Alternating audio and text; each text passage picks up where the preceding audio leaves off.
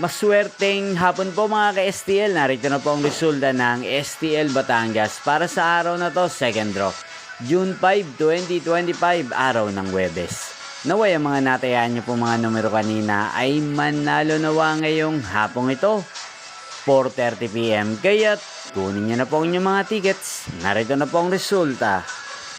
Ang mga numerong nanalo sa STL Batangas ngayong hapong ito, June 5, 2025. 4:30 PM, second draw result, 35 at 12 in exact order sa lahat po ng tumaya kanina sa STL Batangas.